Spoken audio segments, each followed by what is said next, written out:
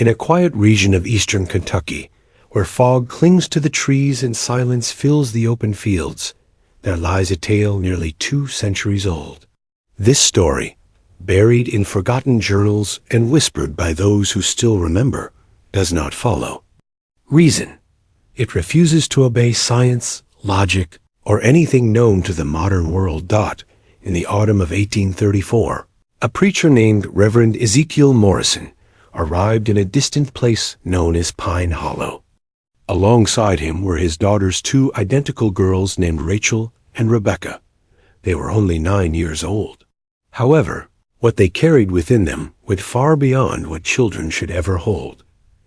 The 3 walked into a Baptist settlement hidden deep within hills that most maps never showed. Pine Hollow was a village born from faith. The people who lived there built everything themselves: homes, roads, and a wooden church that stood tall in the center of town. The village, founded by 3 families seeking freedom to worship in peace, had grown to just over 200 people. Every soul there was connected by blood, belief, or marriage. Their days were shaped by sermons, and their nights filled with prayers. The community had one record keeper, Pastor William Phillips, a thoughtful man who had left behind comfort in Lexington to live a quiet spiritual life among these mountains. He documented births, losses, weddings, and every unusual occurrence with care. What he wrote during those 3 days in November would later shock historians, confuse scientists, and terrify even the bravest researchers. Ezekiel Morrison had long walked between towns, carrying his messages of spiritual healing. His boots were thin from long travel. His face was shaped by wind and hardship. His hands held a satchel that contained only his Bible, a notebook, and a few personal items. His life had turned dark after his wife, Sarah, died during the stormy winter that brought the twins into the world. Since then, he had carried both daughters on his journeys, trusting only the path ahead and the strength of his faith. The girls looked the same, but they behaved very differently. Rebecca was curious, bright, always smiling, and speaking freely with strangers. Rachel, on the other hand, remained quiet, always watching, rarely smiling. Yet if someone paid attention, they would notice something odd. Rachel often spoke before Rebecca. Sometimes she answered questions not even meant for her. At times, one would begin a sentence and the other would complete it. Though their father was known for inspiring sermons, what followed him from town to town were not just stories of renewed belief. People whispered about what happened after the Morrison girls spoke with certain church members. Some claimed hidden conflicts resolved themselves. Others said distant feuds ended after quiet conversations with the children. Still others believed miracles had followed wherever the family visited. Their arrival in Pine Hollow was not easy. Rain had turned mountain roads into dangerous muddy trails. Rachel fell ill near the end of their journey, and Ezekiel had to carry her for 5 miles. When they finally reached the village, the sun had just disappeared behind the trees. Pastor Phillips had finished the evening service with a few faithful followers when he saw them arrive. He later wrote that they appeared exhausted, not just in body, but in spirit. The father's coat was patched, his shoes nearly torn. Rebecca clung to one side of him. Rachel looked pale, weakened by fever. Still, the pastor sensed something unusual behind their eyes. Something deep, like an awareness that did not belong in children. Something ancient. That evening, the Morrison family was invited to eat with the Phillips family. As everyone shared a simple meal, Rebecca turned toward the pastor's wife and asked a question no stranger could have possibly known. She asked whether the roses by the eastern fence had recovered from the illness that nearly killed them 3 summers before. Mrs. Phillips froze. That garden blight had indeed destroyed her favorite flowers 3 years ago, but no one beyond the village had ever heard of it. When she asked how Rebecca knew, the girl simply smiled and said she had dreamed of the roses while walking. Pastor Phillips documented this strange exchange in his notebook that very night. But what came next made the rose comment seem ordinary. The next morning was cold and filled with wind. The small shelter where the Morrisons had slept creaked as gusts pushed against the windows. Pastor Phillips rose early, prepared to begin his daily sermon planning. He found Ezekiel already awake, sitting near the fireplace, his hands holding the Bible, but his eyes staring into nothing. When asked if something was wrong, Ezekiel simply said the girls had troubling dreams. He explained that sometimes, before visiting a new place, they dreamed about it. But these dreams were different, darker, more frightening. Before the pastor could ask further, Rebecca stepped into the room, her voice calm but serious. She said something was hidden beneath the floor of the church. Not just anywhere, but under the third plank from the altar. Rachel had seen it in a dream. Rebecca had seen why it was hidden. Phillips felt cold, though the fire still burned. Months earlier, in private, he had placed a bottle of whiskey under those exact floorboards. A bottle wrapped in cloth, a piece of a blanket once belonging to his infant son, who had died 5 years earlier. He had never told anyone, not his wife, not his congregation, not even a close friend. When asked to explain more, Rachel described the blanket. She mentioned its color. She described the bottle. And then, softly, she added that the pastor had placed it there to remind himself of what he had lost. The pastor sat down slowly. Unable to speak, Ezekiel, seeing the man's distress, spoke gently. He said it had started when the girls were very young. At first, he thought it was just a child's way of noticing things. But as they grew, their knowledge became clearer, stranger, impossible.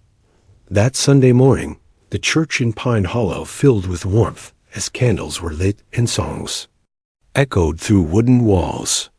Reverend Ezekiel delivered a powerful message about redemption, urging the people to reflect, forgive, and find truth within themselves. The villagers were stirred.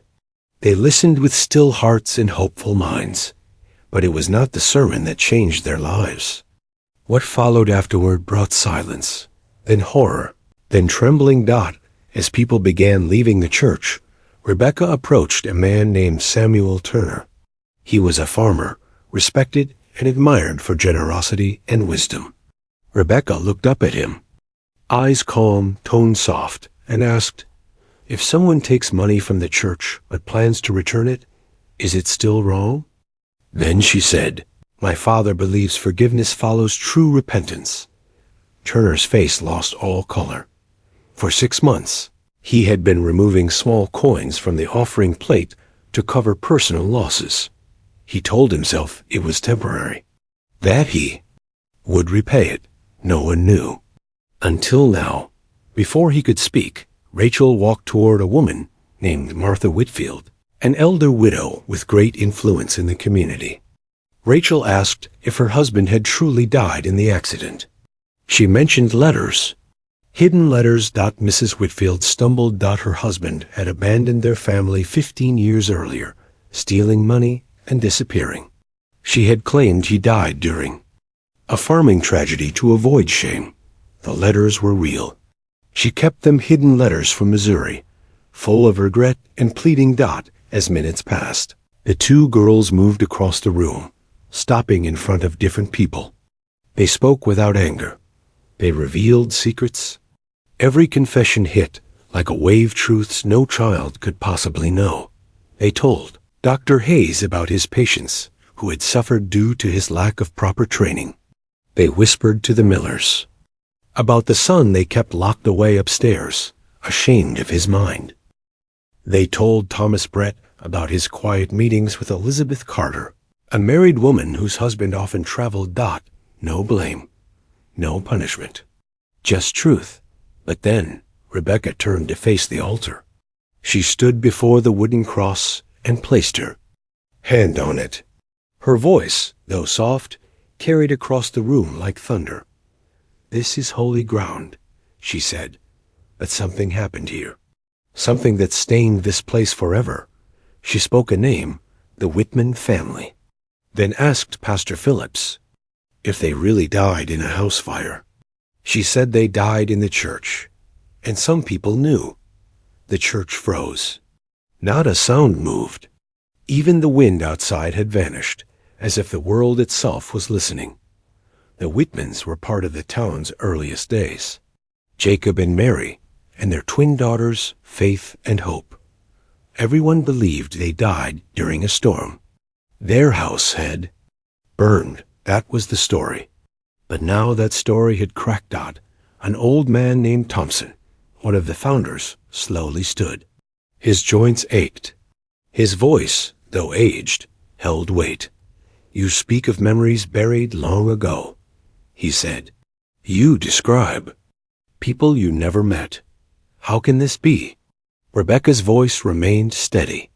She described the birthmarks of each Whitman child, their clothing, their favorite toys, the locket with their mother's hair, things no stranger could guess. Rachel added more. She spoke about what the sisters saw in dreams, how the Whitmans ran to the church seeking safety, how they hid behind the altar, how they were found.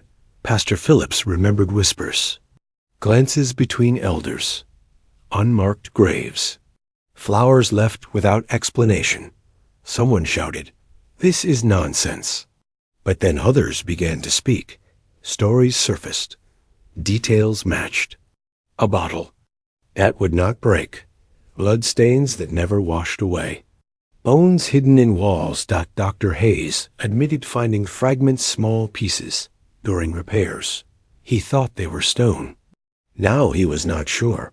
The Morrison girls said nothing more. They just stood together, hands clasped. Eyes calm.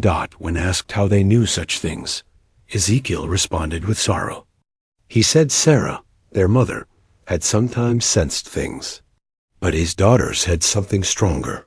They saw not just people, but truths, places, pain, suffering left behind. He had thought it was a gift. Now, he was not certain. As everyone stood still, the girls walked to the altar again. Rebecca said, "We do not choose these dreams. They arrive." They stayed. Rachel added, "Faith and hope still come. They want someone to remember." The pastor, shaking, felt the world turn beneath his feet. The church he loved, was it built on buried horror? That night, Pastor Phillips could not sleep. Instead, he searched. Through papers, ledgers, hidden notes, he found gaps. Missing pages from 1818. And then he found something else. A journal. Old, water-damaged. Hidden behind loose stones in the church's foundation. Inside, he read words from the man who served before him, Pastor Hayes. It spoke of Jacob Whitman discovering terrible things about certain men in the village. Meetings, arguments, fear. Then silence. Hayes had written of what happened inside the church. The Whitman family sought safety, but they were followed. They were caught. The entry ended with, "May God forgive us. We did what we thought would protect our future, but the cost was too high." Phillips sat in silence. The girls had described everything, even the cloth, even the hiding place of the journal. They could not have guessed. A soft knock broke his thoughts. Rebecca stood outside, her hair braided, her eyes tired. She asked him, "You found the book, did you not? The one behind the stone?" When asked how she knew, she answered without fear, "Faith showed me."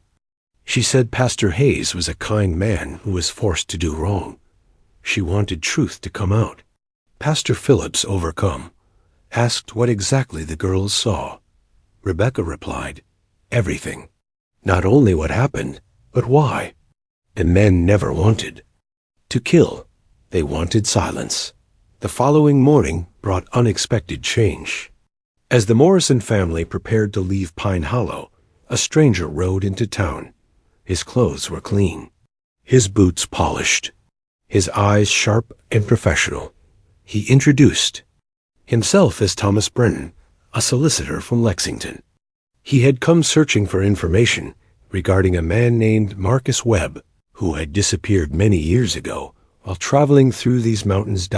As Pastor Phillips welcomed him, Rebecca appeared. She stared at Brennan and spoke calmly. "Mr. Webb had a gold pocket watch," she said. "There is a crack across the glass. His initials are inside the cover." Brennan's face turned pale. That watch was mentioned only once in a private letter between Marcus and his brother.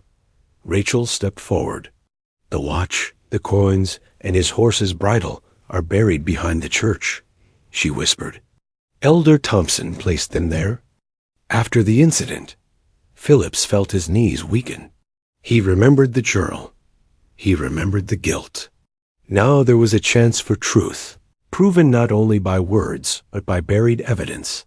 Brennan demanded the ground be searched immediately.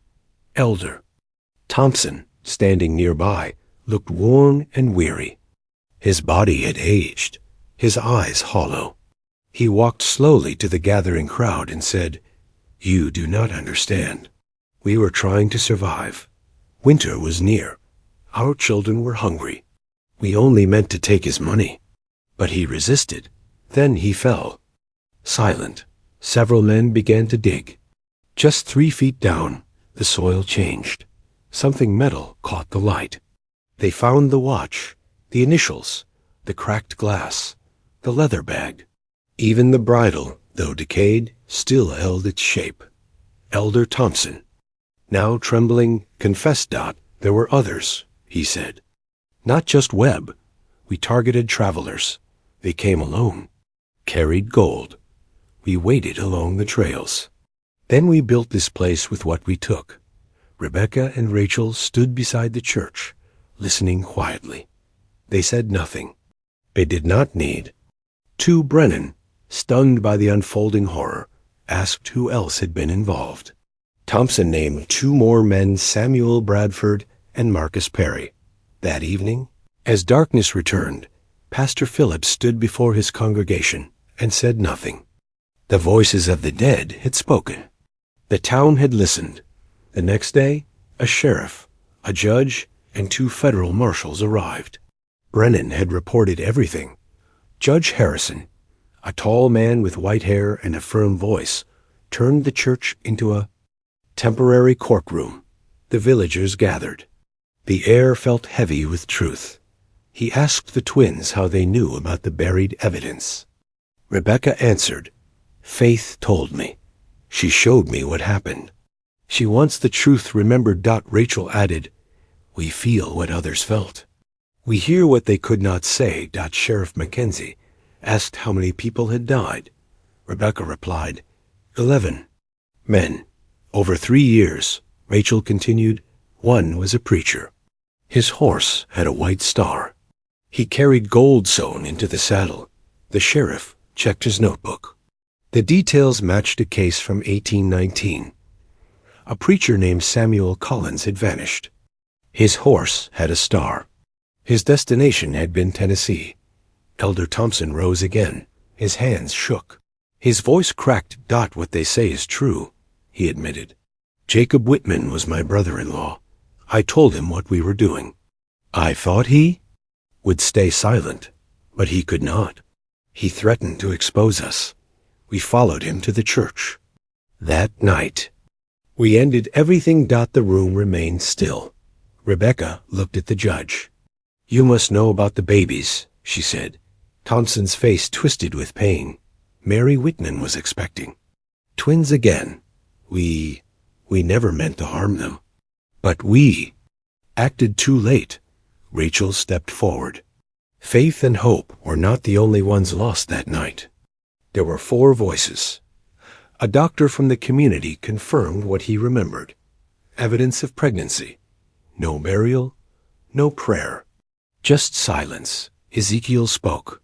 Every life matters. No soul is forgotten. No child is invisible. Judge Harrison asked, if more crimes had occurred. Rachel nodded. Yes, others followed the same path. They continued the tradition. They learned the hiding spots, the secrets. The judge ordered a full investigation. More graves were found, bones buried beneath the very floor where prayers had once echoed. Under the church, 3 full skeletons were discovered. One had a copper cross around its neck. Another held a silver-handled knife. The last wore a ring with the initials J.P. Joshua Patterson, a land surveyor last seen near the village. The trial began. The 3 elderly men, worn and resigned, stood before the judge. Their crimes were clear, their guilt undeniable. They admitted everything. One after another, they described what they had done. The court listened. The crowd wept. But then something unexpected happened. Rebecca stepped to the front. Faith and hope, she said. They forgive. They understand fear. But forgiveness does not erase the need for truth. Rachel continued. Justice still matters. Their story must remain known. Their names must not be lost. Judge Harrison nodded slowly. He sentenced the 3 men. He ordered the buildings be sold. The money would go to families of the victims. The village of Pine Hollow would be erased. The people cried. Their homes, their church, their entire past built on blood. Ezekiel stood quietly. If the children choose truth, they are not responsible for the sins of others. This place can be renewed, but only with confession. Pastor Phillips finally spoke. We will bury the dead properly. We will build a memorial. We will never allow silence again. The solicitor, Mr. Brennan, confirmed that Marcus Webb's family would be compensated. Other families would be contacted. Elder Thompson admitted the money was long gone used for farms, buildings, weddings. The judge answered, then what was built with blood must be taken apart.